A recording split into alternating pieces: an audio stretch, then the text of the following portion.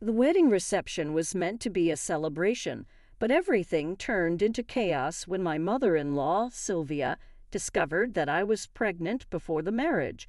I could see her eyes narrow, her expression turning icy as she slowly rose from her seat. Suddenly, in a flash of rage, she marched over to me, and in front of all our guests, she didn't just raise her voice. She grabbed the neckline of my dress and, with a swift motion, tore it apart. Gasps filled the room, the murmurs of shock spreading like wildfire. I stood there frozen, humiliated beyond words, as the sound of fabric ripping echoed around us. In that moment, everyone expected my husband to step in, to defend me, to show that I belonged to his family despite his mother's wrath. But he didn't. He stood there, looking at me, his face devoid of any emotion. Not a word of support, not a gesture of reassurance. I was left utterly alone, shamed, and exposed before a room full of people. Even his father did nothing, just watched silently as if he were merely a spectator. But no one knew what would happen the next day. A storm was coming, and I was ready to fight. My name is Hannah, and I want to tell you my story. It's a story filled with heartbreak and betrayal, but also hope and finding the strength I never knew I had.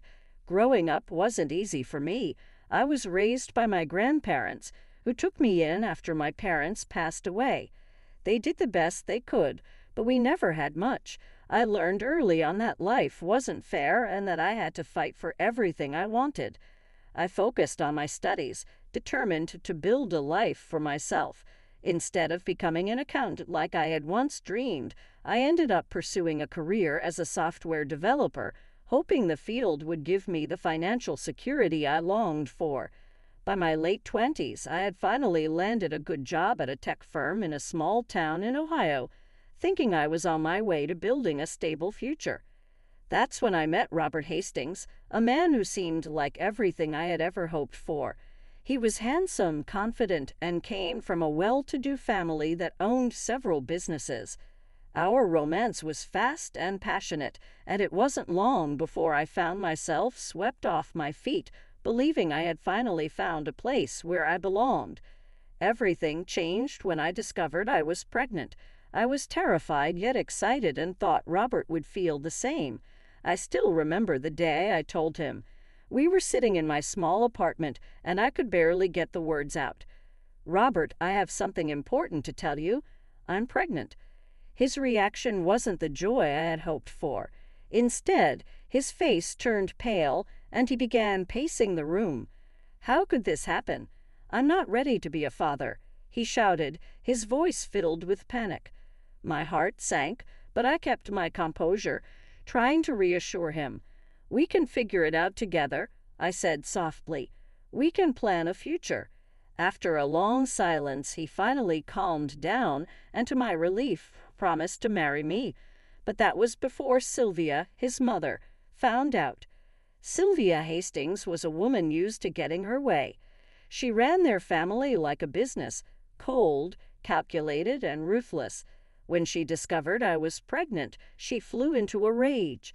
I will never forget the way she looked at me the first time she confronted Robert about me. "She's a nobody," Sylvia spat, her words dripping with disdain. "You can't marry her. Think about our family's reputation." Despite Robert's attempts to calm her, Sylvia made it clear that I would never be welcome.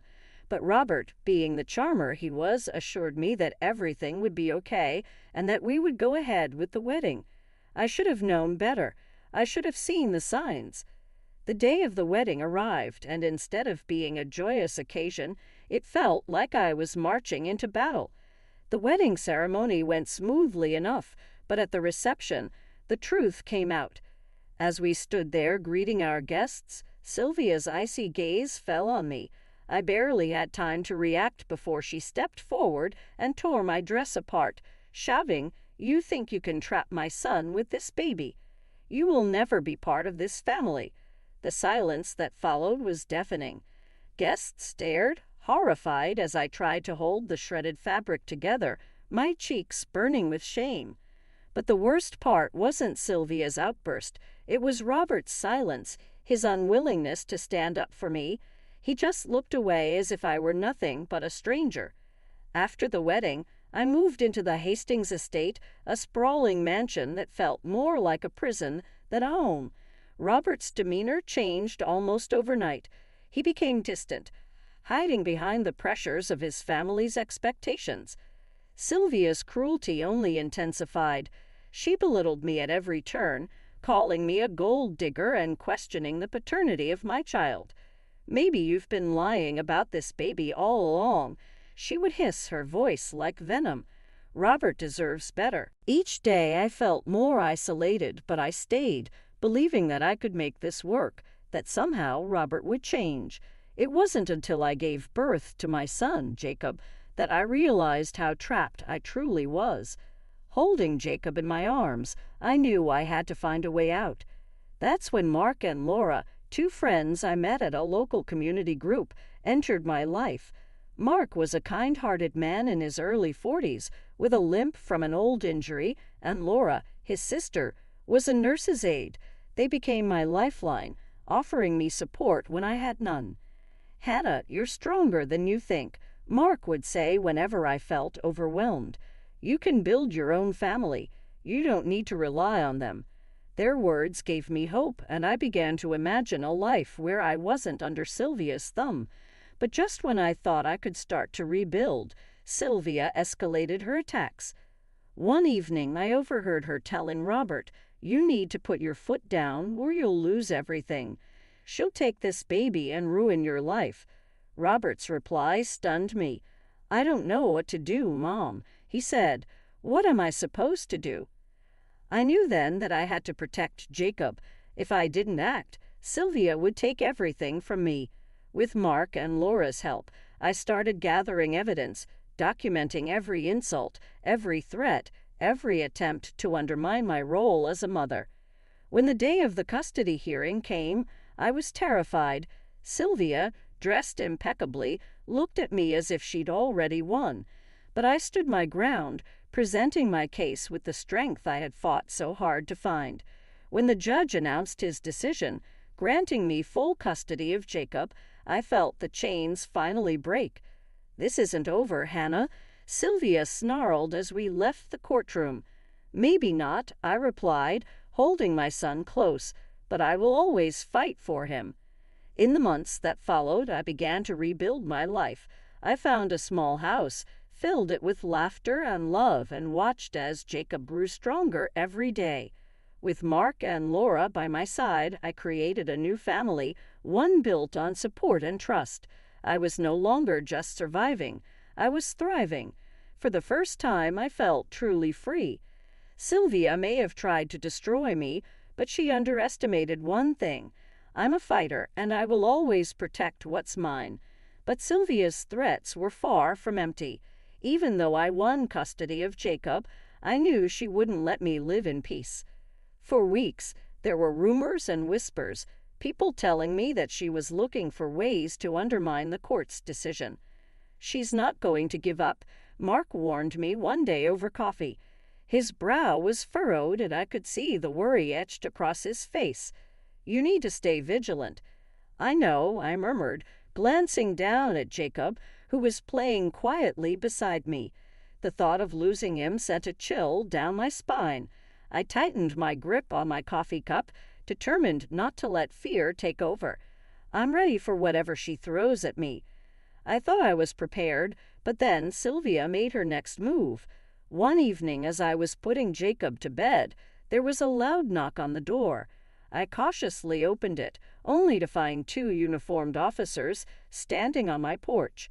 "Ma'am, we need to talk," one of them said in a serious tone. "We received a report that you're unfit to care for your son." My heart plummeted. "What? That's a lie." "Whoa!" I stopped mid-sentence. Of course, it was Sylvia. This was her doing, her way of trying to take Jacob from me by any means necessary. "Ma'am, we're going to need to look around," the officer said gently, but I could see the suspicion in his eyes. I knew what Sylvia was trying to do. Paint me as some sort of unstable, negligent mother, and if I wasn't careful, she could win. "Go ahead," I said, trying to keep my voice steady. "You won't find anything." They moved through the house, checking every room while I stood there, my stomach at knots. When they were done, the officer nodded. "Everything seems fine here, ma'am, but I suggest you be cautious. False reports like this can sometimes escalate." I nodded, but inside I was fuming. Sylvia had crossed a line, and I knew that if I didn't take action, she would keep pushing until she found a way to destroy me. I needed to find a permanent solution, something that would protect Jacob and put an end to her interference once and for all. The very next day, I called Mark and Laura. "We need to talk," I said urgently. They came over right away, and we sat around my tiny kitchen table strategizing. "She's not going to stop," I told them. "I need to find a way to get her out of our lives for good." Laura's eyes flashed with determination. "Then we fight fire with fire." "What do you mean?" I asked, confused. "We gather evidence on her," Mark said slowly. "She's been playing dirty, trying to paint you as an unfit mother. But what if we could show the court who she really is? Prove that she's unfit to be anywhere near Jacob." It was a risky move, but I knew it was my only option. Over the next few weeks, we gathered everything we could: recordings of her phone calls, videos of her erratic behavior, even testimonies from former employees who had seen her lose her temper in dangerous ways. Slowly, we built a case against her. The day we presented it to the judge, Sylvia looked furious. "You think you can turn my own tactics against me?" she hissed, her eyes blazing with rage. "This isn't about tactics, Sylvia," I said calmly, holding my head high. "This is about protecting my son from a dangerous influence." The judge reviewed the evidence carefully, and by the time he reached his decision, I could barely breathe. Based on the evidence provided, he began, his voice firm, "I am issuing a restraining order against Sylvia Hastings, effective immediately. She is to have no contact with the child, Jacob Hastings, or his mother, Hannah Porter." I almost collapsed in relief. The battle was finally over. Sylvia let out a furious shriek as the gavel came down, but I didn't care. I had won. Jacob was safe. In the months that followed, life slowly returned to a sense of normalcy. I found a new job in a different town, hoping to build a fresh start for me and Jacob, far away from Sylvia's reach. Mark and Laura helped me move, their support unwavering as always. One sunny afternoon, as I watched Jacob play in our new backyard, I felt something I hadn't in a long time: peace. Sylvia had tried to tear me down, but I was still standing, stronger than ever. I had faced her darkness and come out the other side, not just as a survivor, but as a warrior. Mark and Laura were there too, sitting with me on the porch, laughing and enjoying the simple pleasures of life. They had become my chosen family, the people I could count on through thick and thin. We might not share blood, but we shared something deeper: loyalty, love, and the unbreakable bond that comes from facing adversity together. As the sun set, casting a warm glow over the yard, I turned to Mark. "I couldn't have done this without you." "You didn't need me, Hannah," he replied gently. "You had the strength all along. I just reminded you of it." Tears filled my eyes, but they were tears of joy. For the first time in a long time, I felt like I had truly found my place in the world. I wasn't just a mother struggling to survive. I was a woman who had fought for her family and won. Sylvia may have lost the battle, but she taught me something important: that I could face the worst and still come out standing. I would always carry the scars of this experience, but I would wear them proudly. They were proof that I was unbreakable. I looked down at Jacob, jiggling as he chased a butterfly around the yard. "We're going to be okay, baby," I whispered softly. "We're going to be more than okay." No matter what the future held, I knew one thing for certain: I was finally free to build the life I had always dreamed of for myself and for my son.